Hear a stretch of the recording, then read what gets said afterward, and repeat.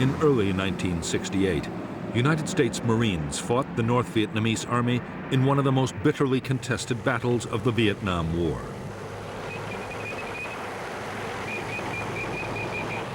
For 77 days, 20,000 NVA troops laid siege to the Marine combat base at Khe Sanh. At stake was the control of the gateway to South Vietnam.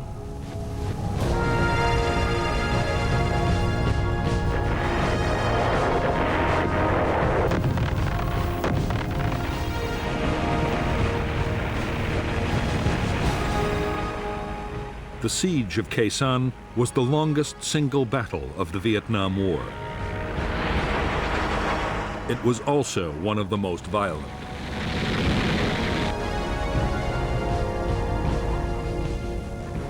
There were savage artillery duels, mass infantry assaults, and fierce hand-to-hand combat.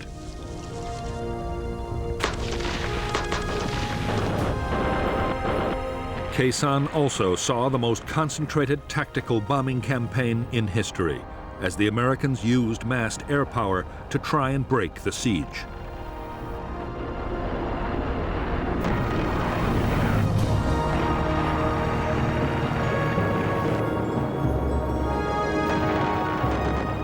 The North Vietnamese meant their attack on Khe Sanh to deliver an historic victory that would destroy the will of the United States to carry on the war.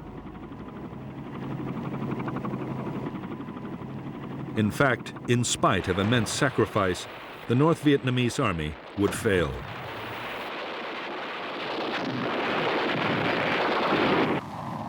After Khe Sanh, the NVA would never again take on the Americans in a set-piece battle.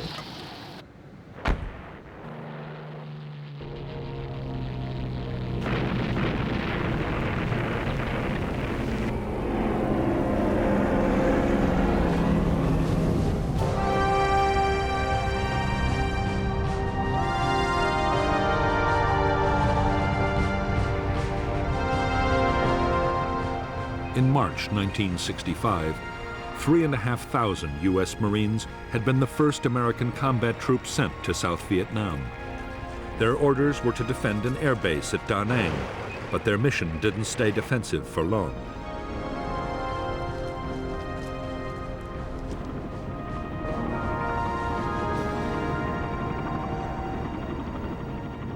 In spite of years of U.S. backing, South Vietnam was close to losing its war against communist Viet Cong guerrillas. By July 1965, Washington had decided to commit 200,000 U.S. troops to the fight, and the Marines had gone on the offensive.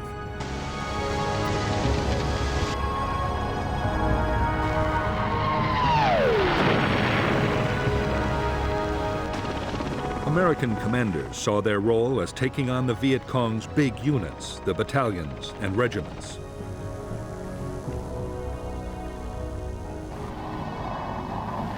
The units were well trained and had been armed with modern weapons by North Vietnam. Increasingly, the NLF's war was controlled from the north, and North Vietnam had already begun to send its own troops to fight alongside the guerrillas.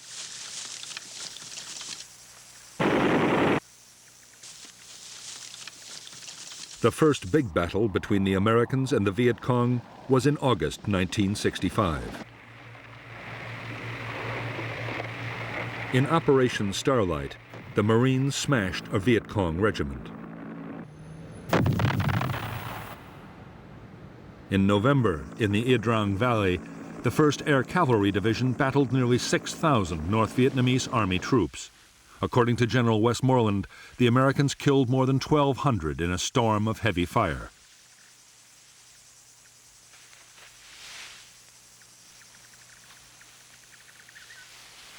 American commanders were buoyed up by their apparent success on the battlefield.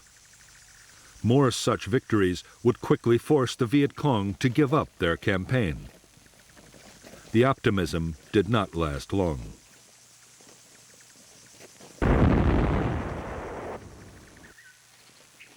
By the close of 1965, the Americans were finding it impossible to make the Viet Cong fight pitched battles. Meantime, U.S. casualties were rising fast from ambushes, booby traps, and surprise attacks.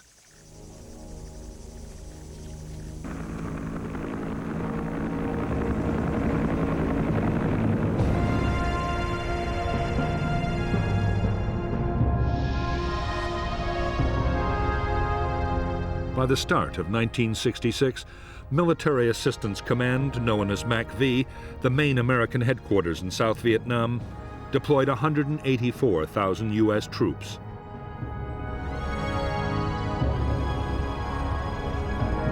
Army units were concentrated in the Saigon area, in a strip along the Central Coast, and in the Central Highlands.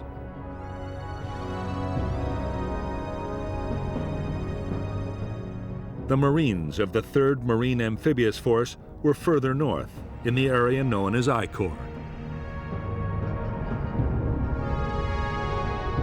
I Corps bordered the demilitarized zone separating North and South Vietnam.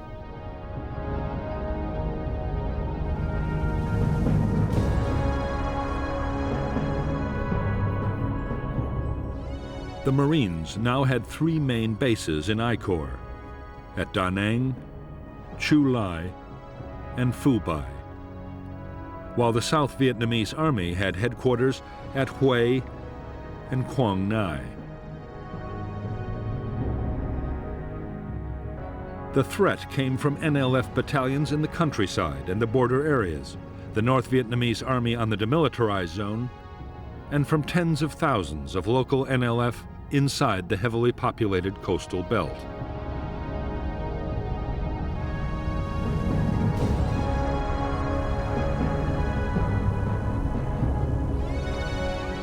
To the NLF, the coastal villages were a priceless asset. They produced vast quantities of rice which could feed the big guerrilla units in the remote interior.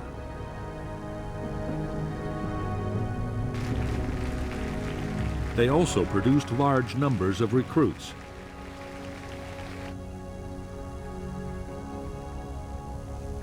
Over the years, the NLF had gained control of thousands of villages. They had created their own local administration and village guerrilla forces.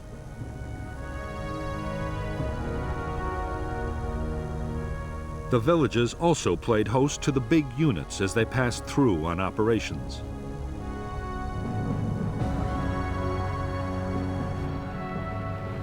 All the areas in which the American Marines had built their bases were surrounded by NLF-controlled villages. Marine sweeps through the settlements rarely managed to find them.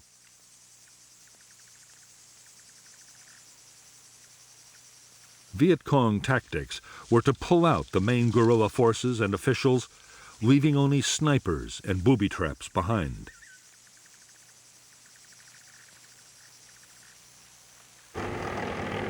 After the Marines had moved on, the fighters would quickly return. For the Americans, it was deeply frustrating.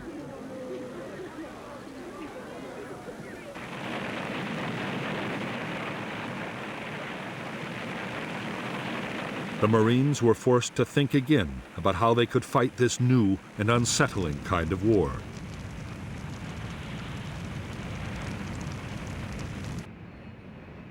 The answer the Marines came up with was a pacification program. The idea was to fight the NLF for control of the villages and to do it around the clock.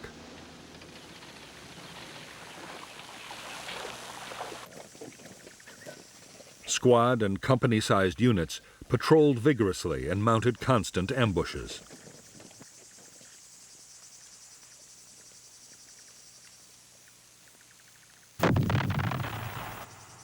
The rice harvest was protected to keep it out of Viet Cong hands. In areas that stayed hostile, whole villages were moved by force to districts already pacified.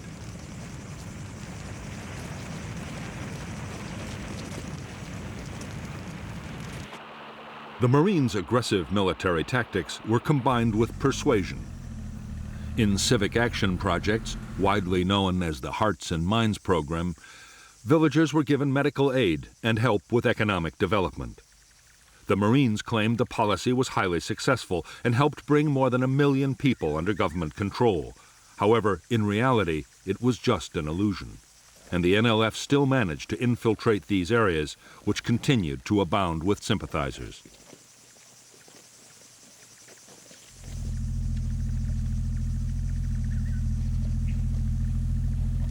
The change came in mid-1966. General Westmoreland, the commander of U.S. forces in South Vietnam, had never agreed with the Marines' methods. He believed that controlling villages was a waste of highly trained and heavily armed troops. Westmoreland argued that the Marines should instead be used to pursue the enemy's big units in the remote interior.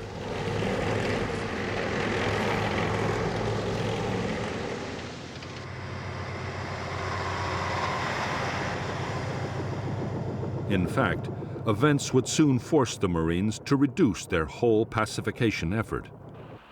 Civil unrest erupted between South Vietnamese factions right across the country.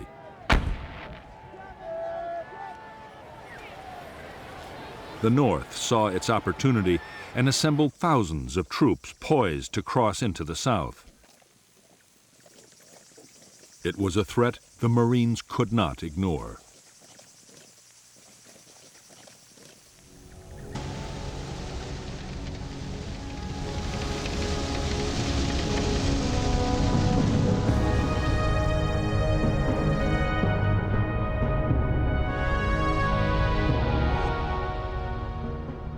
The North Vietnamese Army's 324B Division crossed the demilitarized zone in late May 1966 and encountered a Marine battalion. The NVA held their ground, and the largest battle of the war to date broke out near Dong Ha. General Walt moved most of the 3rd Marine Division north, 5,000 men in 5 battalions.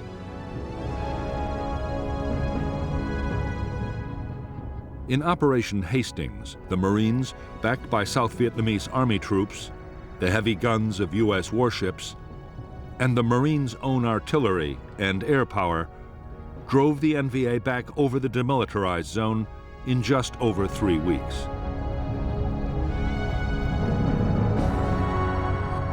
Because the Marines were forbidden to cross the demilitarized zone into North Vietnam, the 324B Division, along with elements of 2 more divisions, were able to regroup and return to the south almost at once. The Marines were forced to mount Operation Prairie, which tied up 11 battalions, nearly 10,000 troops, for a full 10 months.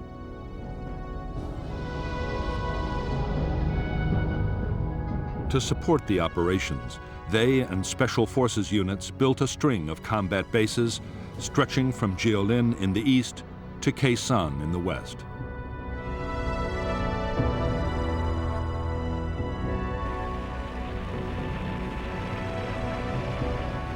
Casualties on both sides were heavy in Operations Hastings and Prairie. Although over 300 Americans were dead and nearly 1,500 wounded, it was a victory for the Americans.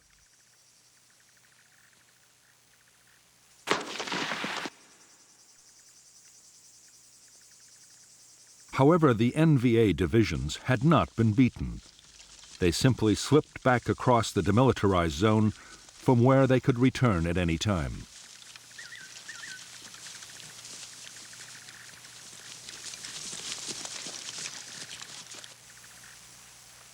The Marines now had little choice but to keep strong forces in the area.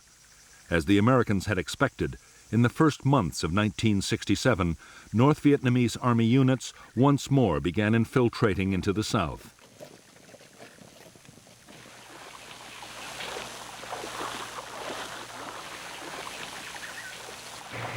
The Marine reaction was to mount big operations to find them and cut them off.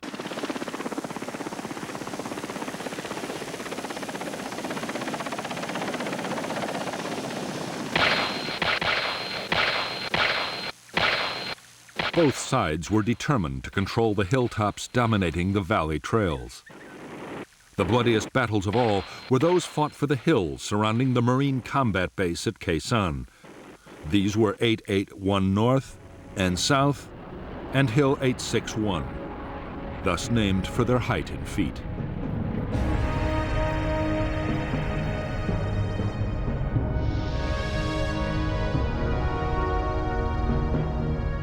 American bases below the demilitarized zone were strung out along Route 1 and Route 9. The command center was Dong Ha, while Camp Carroll and the Rock Pile were artillery bases with long-range heavy guns. On the western end of Route 9, Long Vei, a special forces camp, and the Marine base at Khe Sanh were particularly important. They dominated North Vietnamese infiltration routes into the south from the demilitarized zone and from Laos.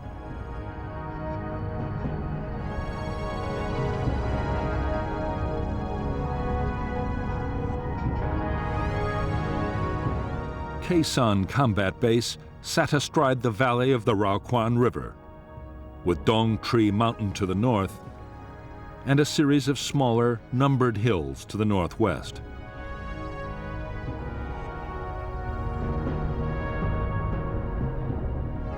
In April 1967, elements of the NVA 325C Division moved onto Hills 881 North and South and Hill 861 and stormed a signal relay station atop Hill 950. They built fortifications and placed artillery to support the main effort. An infantry assault by all three of the division's regiments, more than 5,000 men. The base at Khe Sanh had been defended by only a single company of Marines.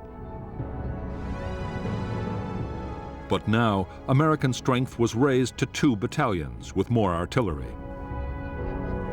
By May 5th, after violent battles, the Marines had seized all 3 key hills. The battered North Vietnamese division pulled back over the demilitarized zone and across the Laotian border.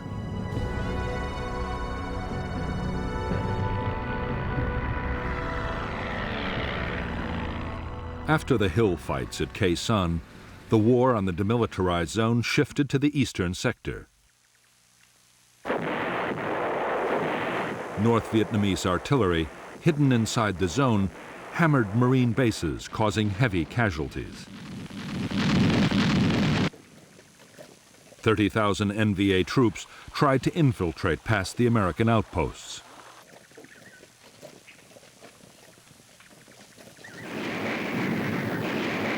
In July 1967, there was heavy fighting near Con Thien, killing 1,300 NVA troops.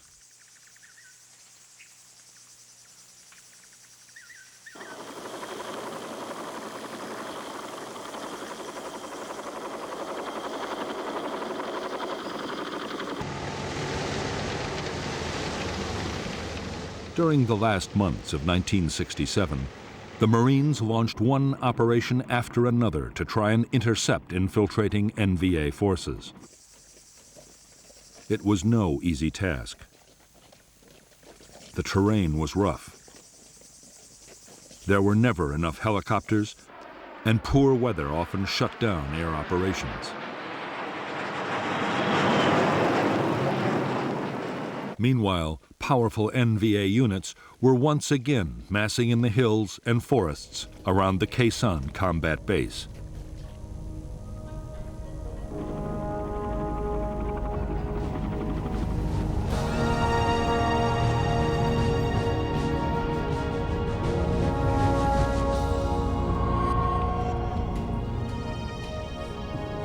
Since the start of the conflict, North Vietnamese leaders had been arguing bitterly about how best to win the war in the south. The president, Ho Chi Minh, was by now aging and in poor health, but he still had enormous influence.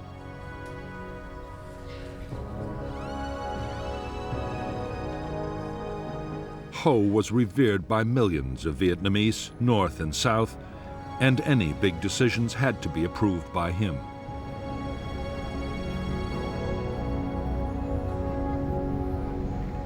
For the last 2 years, Ho had supported a cautious approach to fighting the war. But in mid-1967, he backed a new strategy pushed by powerful figures within the Politburo, including Ly Tuan, the General Secretary of the Communist Party.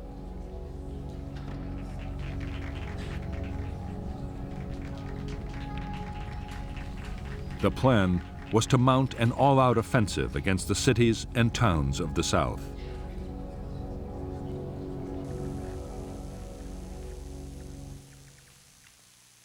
The NLF guerrillas inside South Vietnam would launch most of the attacks. But General Giap, North Vietnam's defense minister, planned to add a distinctive touch of his own. He meant to pit North Vietnamese army troops directly against the Americans at Khe Sanh in a major set-piece battle.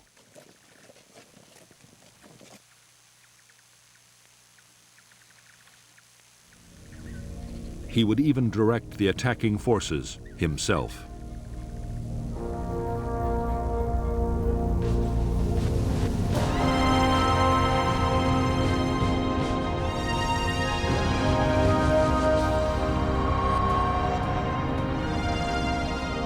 Throughout 1967, the U.S. President Lyndon Johnson had been under pressure from his military advisors to intensify the war in Vietnam.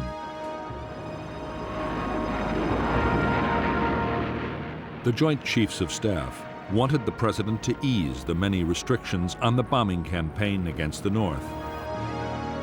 They also wanted ground attacks against enemy sanctuaries in Laos and Cambodia, perhaps even into North Vietnam itself.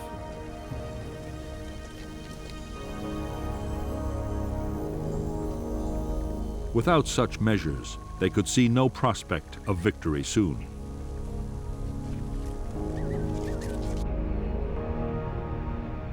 President Johnson's fear was that expanding the ground campaign might draw China or the Soviet Union into the war. He also faced problems at home. The anti-war movement was already growing, and a wider conflict might turn the American people completely against the whole effort.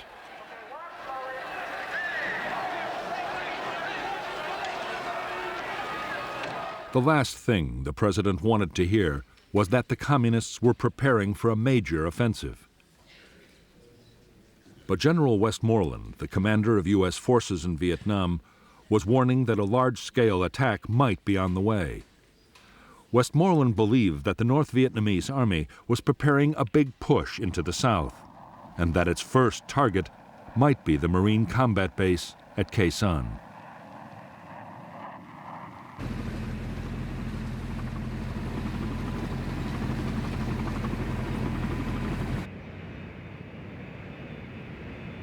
Although the president and his advisors were deeply worried by the news, Westmoreland himself was optimistic.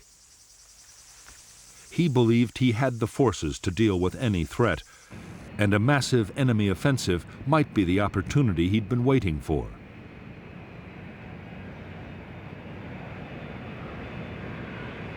If the North Vietnamese army came out into the open to fight pitched battles, there was a real chance of a decisive American victory.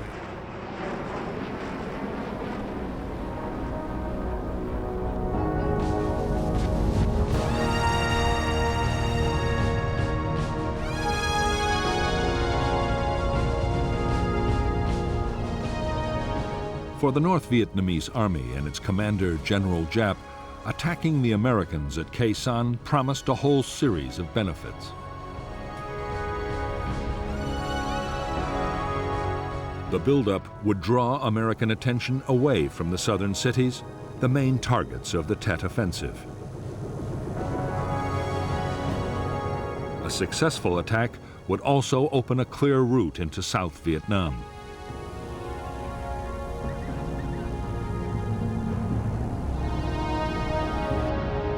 A victory at Khe Sanh might also bring another, even more valuable prize: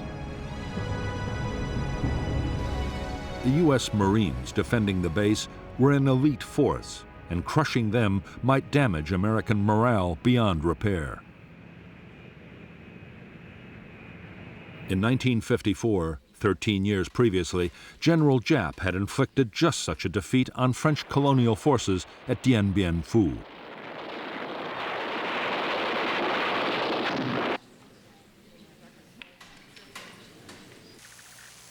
In selecting Khe Sanh as the site for a set-piece battle with the Americans, General Giap had chosen carefully.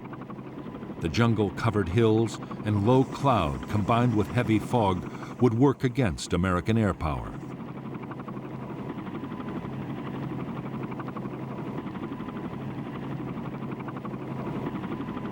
And while his own troops were close to supplies and reinforcements, the Americans could be cut off from any outside help.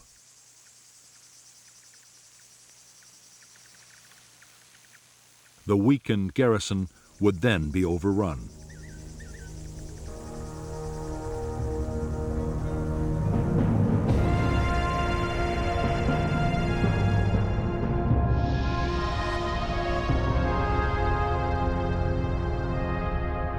From March 1967, the Americans had succeeded in sending heavily armed convoys down Route 9 to Khe Sanh.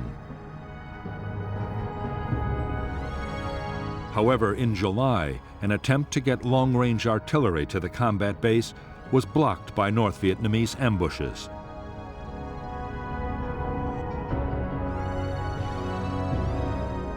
Soon, the NVA had closed the road completely, and the first phase of the campaign against Khe Sanh was completed.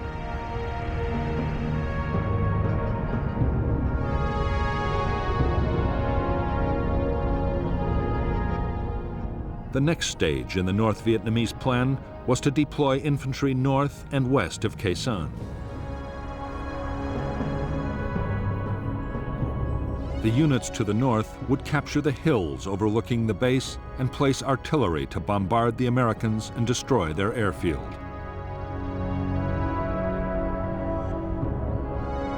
They would also mount ground attacks to create a diversion. The western units would capture Long Vei Special Forces Camp and Khe Sanh Village, and then mount a massive assault to take the Marine combat base from the south.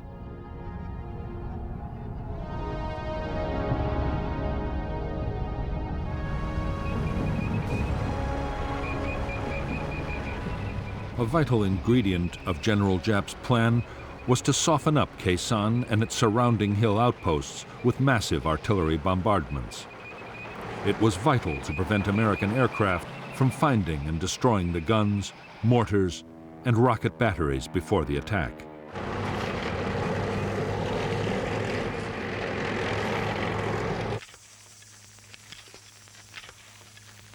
The troops made enormous efforts to protect the artillery by hiding it in caves or specially dug pits.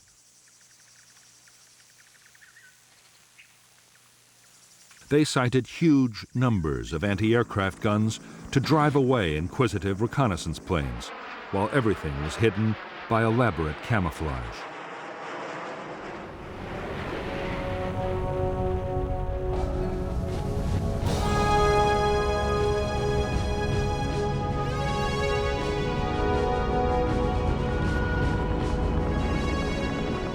From the start of the war in Vietnam, U.S. military commanders had believed that the best form of defense was to attack in strength. When reconnaissance detected a large enemy force, U.S. troops would be helicoptered in to surround and destroy it. Although they often flew straight into an ambush, in the main the strategy worked.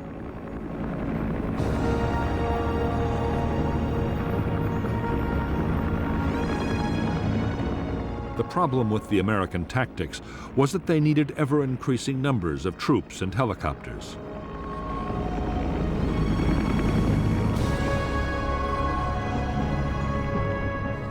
In Washington, Robert McNamara, the Secretary of Defense, worried that the constant demand for more men would eventually destroy public support for the war.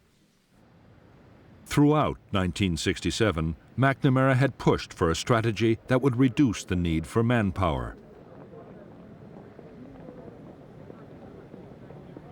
One proposal in particular McNamara adopted enthusiastically. The idea was to clear a line along the demilitarized zone and build an electronic barrier to stop enemy infiltration from north to south. The plan, called the Strong Point Obstacle System, was expected to cost $1 billion. To U.S. troops on the ground, it made no sense. They christened it McNamara's Line.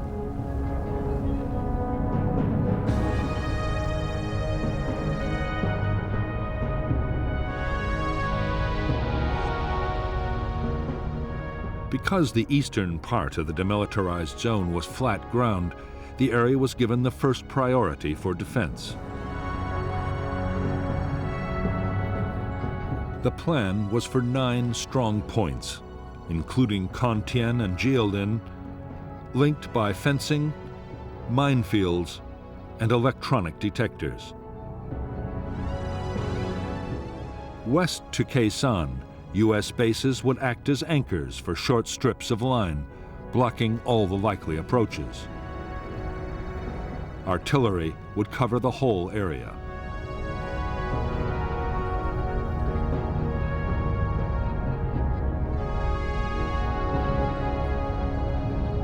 By the end of 1967, the eastern part of the Strong Point Obstacle System was almost complete.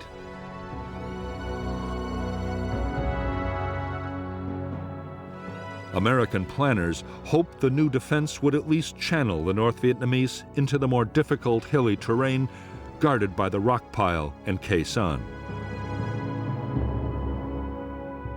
In the future, when those bases too were part of the system, military commanders saw them playing a particularly important role.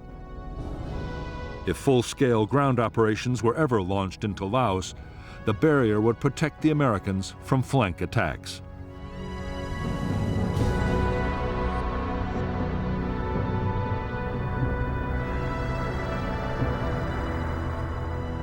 The Strong Point Obstacle System was deeply unwelcome to U.S. commanders in the area.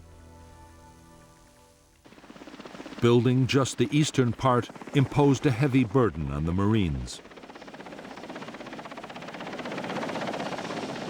The line was soaking up vast amounts of material and manpower, restricting offensive operations.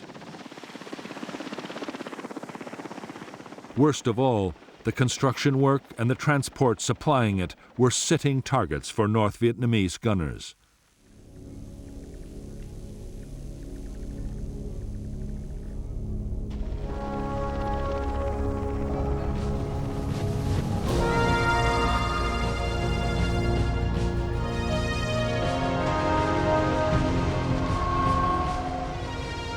Altogether, the North Vietnamese Army numbered just under 470,000 troops in 12 divisions and 100 independent regiments.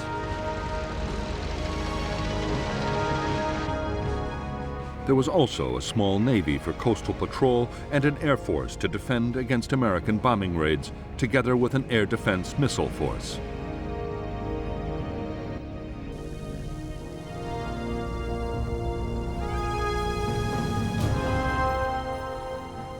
China had also committed 50,000 advisors and engineers to repair damage done by American bombing and so free North Vietnamese troops for combat operations.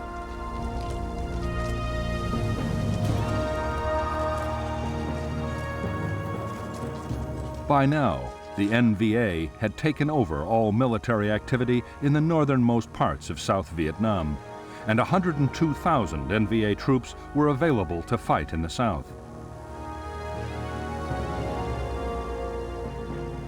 All the same, the planned Tet Offensive was not meant to depend heavily on the Northern Army. The southern guerrillas, the Viet Cong, would do most of the fighting, and just over a quarter of NVA units in the south were to be committed to Tet. The rest would either be held back as a reserve or thrown into the battle against the Americans at Khe Sanh.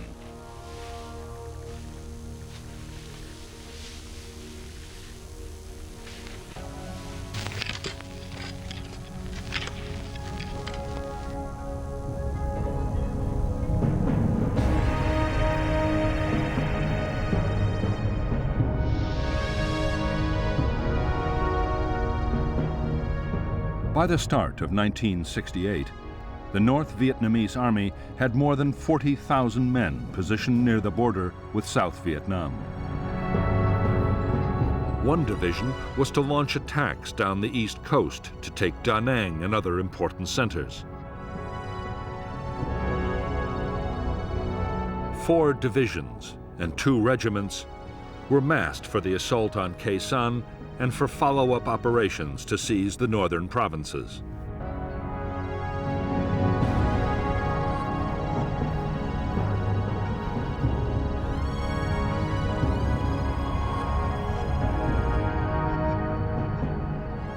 North of Khe Sanh was the 325C Division, with 3 regiments and a battalion. The elite 304th Division was south of the base. The besieging forces were supported by 3 artillery formations and anti-aircraft units, while a regiment handled resupply from the north.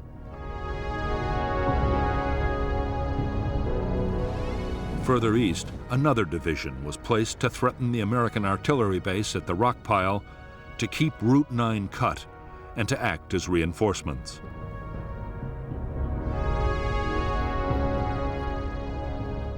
A small number of tanks were also positioned west of Lang Vei.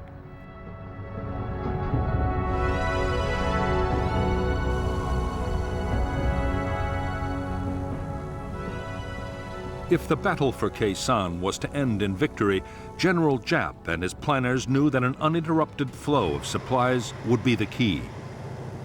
The experience in 1954 of fighting the French at Dien Bien Phu had taught him the value of ensuring continuous supply long before the final storming of the enemy base. He was determined to repeat his achievement at Khe Sanh.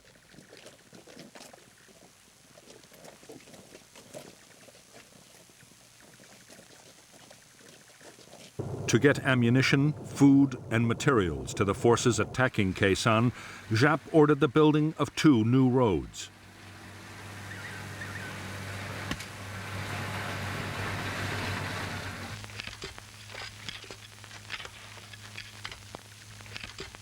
They were soon detected by the Americans, who named them the Santa Fe Trail. U.S. fighter bombers made furious attacks, but the roads were impossible to destroy or even damage seriously.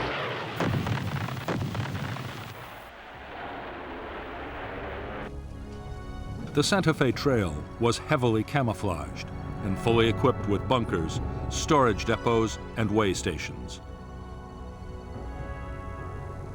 The roads were protected by heavy anti-aircraft cover.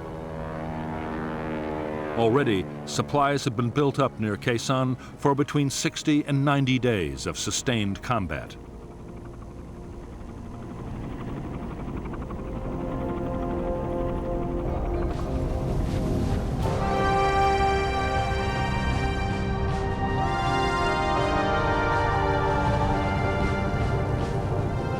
For more than a decade, the North Vietnamese Army had been getting military equipment from China and the Soviet Union.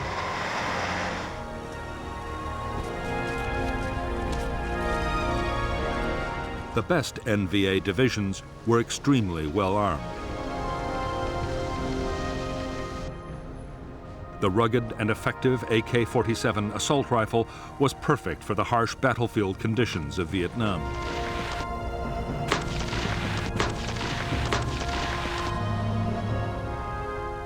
Infantry units had large numbers of machine guns and RPG-7 anti-tank grenade launchers.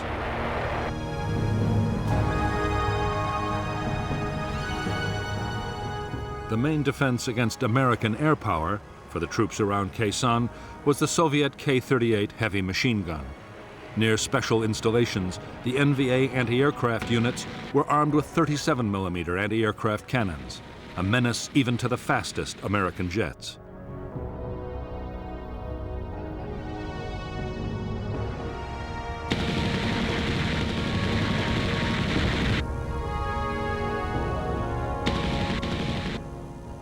The heavy artillery which NVA gunners would use to try and overwhelm the defenses of the Khe Sanh base was also Soviet and Chinese.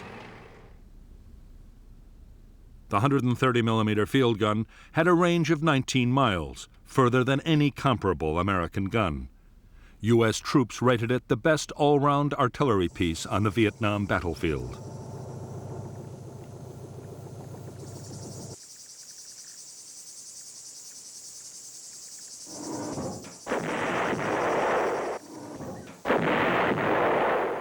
The guns would be reinforced by huge numbers of rockets and heavy mortars.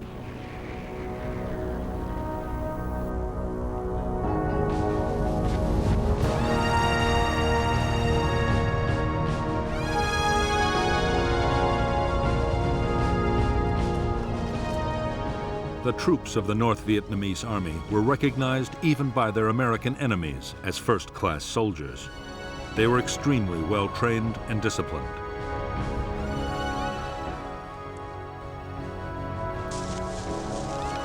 They were skilled in tactics, and their morale and determination often seemed to the Americans to border on the fanatical.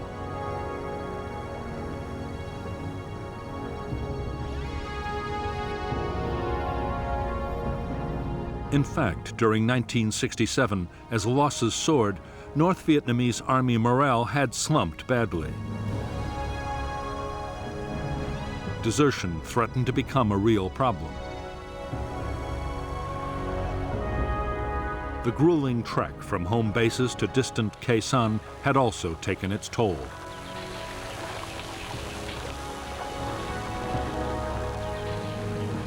American bombing was a constant danger, and diseases, particularly malaria, were rife. Most of the NVA soldiers who were massing to attack Khe Sanh were from the coastal lowlands of North Vietnam and found life a misery in the sodden, insect-infested jungles, as did their enemy.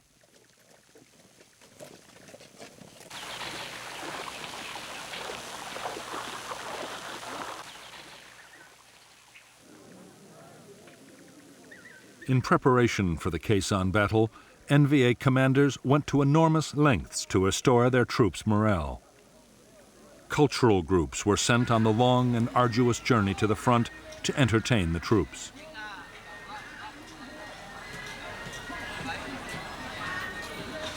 The message was simple and was reinforced at every opportunity by political officers. The coming campaign would deliver the victory they had hoped for so many years.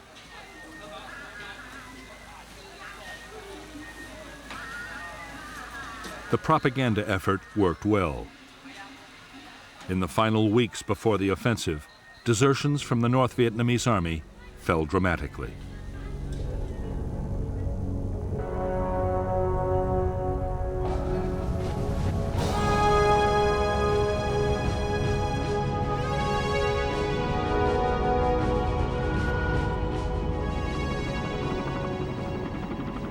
In late 1967, 73,000 of the almost 500,000 American troops in South Vietnam were United States Marines.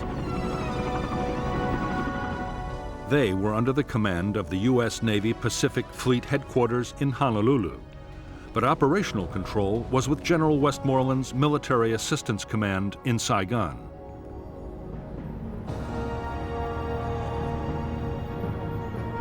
From the start, the independent status of the Marines had led to friction. Often they were accused by the Army and the Air Force of fighting their own private war.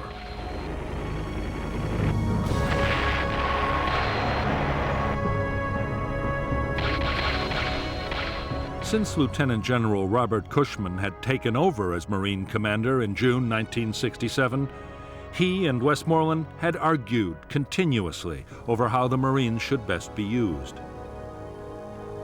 The latest issue was the McNamara Line.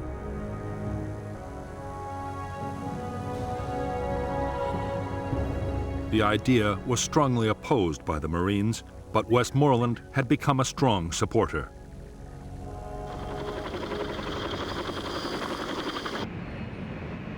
There was also a major disagreement brewing over who should control Marine air power.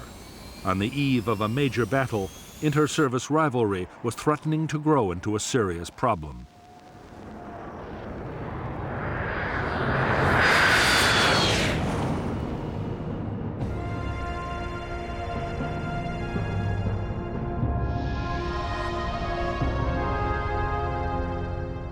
All American units in I Corps were commanded by the 3rd Marine Amphibious Force with its headquarters at Da Nang. The force controlled the 1st and 3rd Marine Divisions and elements of the 5th, along with the 23rd Army Division, 2 Army brigades, and a squadron of armored cavalry. The South Vietnamese Army deployed 2 divisions and an infantry regiment in I Corps, and there was also a brigade of Korean Marines.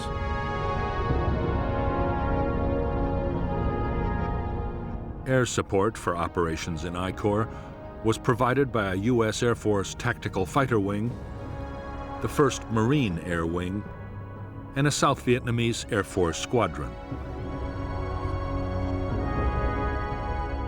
U.S. Navy aircraft were stationed on the carriers of Task Force 77, while 3 wings of B-52 bombers were also on call from Thailand and Guam in the Pacific Ocean.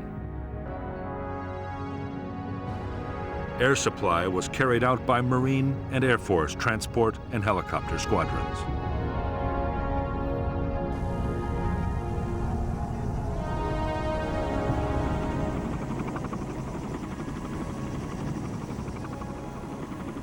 As more than 100,000 men, half of all U.S. combat units in South Vietnam, had been concentrated in I Corps, the supply system had been strained to the limit. On the DMZ alone, ammunition consumption was running at 25,000 artillery shells a month. The Marine supply lines stretched from the United States to Okinawa in the Pacific and on into Vietnam.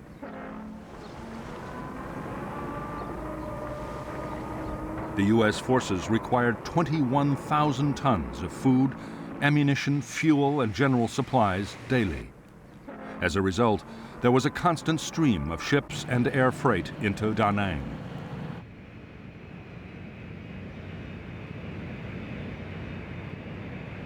Getting the supplies to where they were needed was a massive job. Vietnam was the first war to see computers used to control supplies. The requisitioning system handled over 80,000 different items, from boots for the men to spares for helicopters.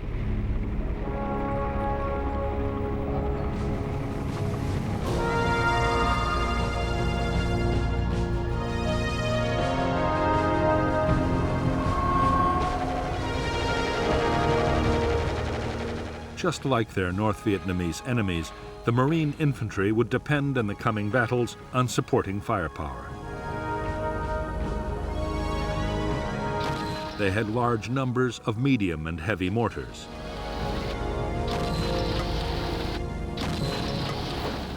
The Marines would also make good use of 106mm recoilless rifles. The M40 had been designed as an anti-tank weapon, but it was also highly effective against bunkers and trenches.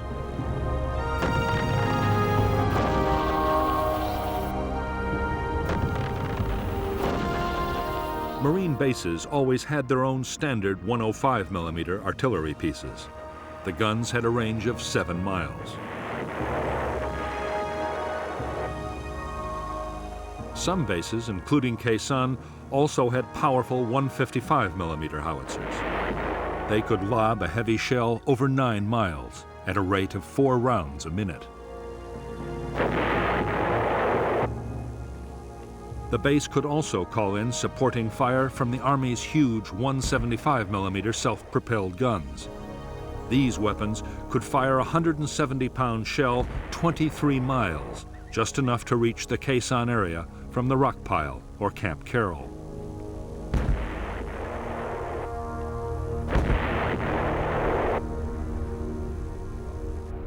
Support from aircraft was much less reliable than artillery.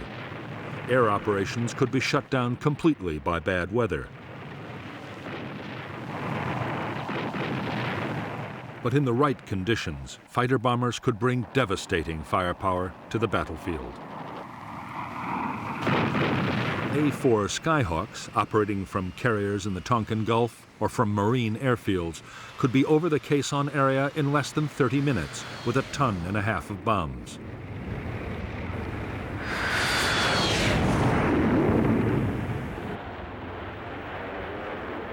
Navy, Marine, and Air Force Phantoms were also on call. Although designed as an interceptor, the F-4 was a powerful bomber. It could carry 18 750-pound bombs or 11 canisters of the devastating flammable gel, napalm.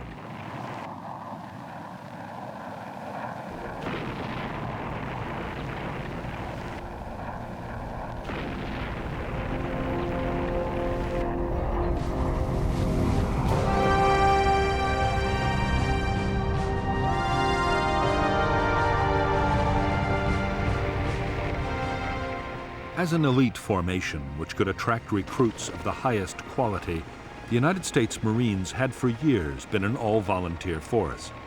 Vietnam had forced a change.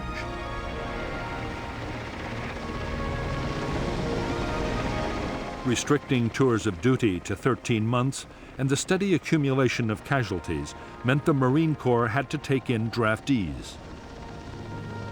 Around 20,000 men had been drafted in by the end of 1967.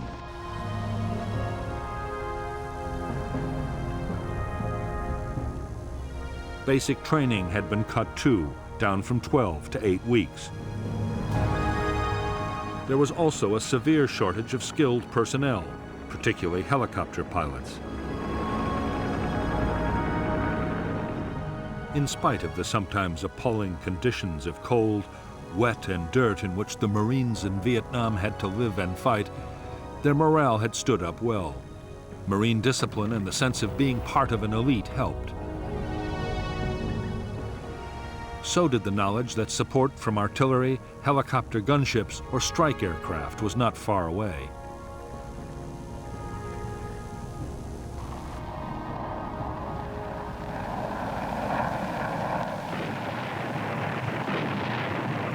But nothing helped the morale of the men as much as the superb medical evacuation and treatment system. After emergency treatment by a medic on the spot, a wounded man could expect to be picked up by medevac helicopter in less than half an hour.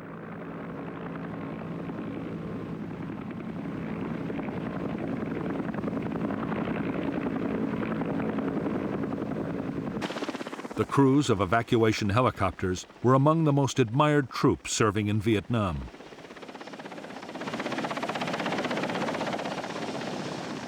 The pilots would go to extraordinary lengths to get wounded men away, even under heavy fire.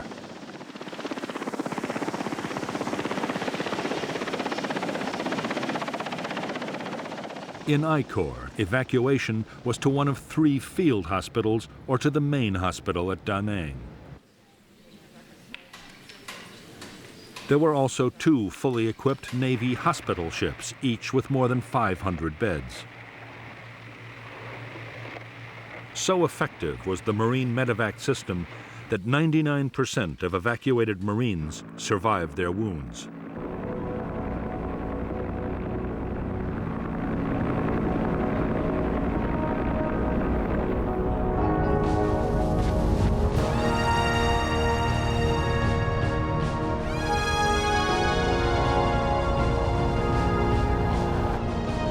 As evidence had mounted that the North Vietnamese were going to attack Khe Sanh, the Americans took a quick decision to reinforce the base.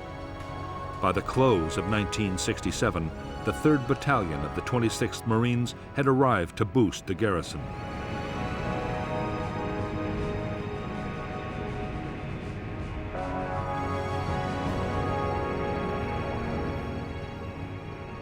New bunkers, quarters, and perimeter defenses had to be built fast.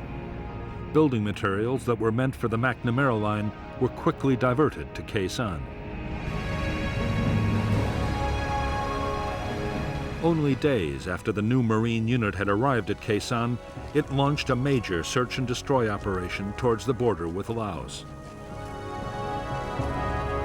The Marines discovered North Vietnamese weapons caches and fresh trails. but not a single enemy soldier opened fire. Unknown to the Americans, the 30,000 NVA troops all around were under strict orders to avoid all contact.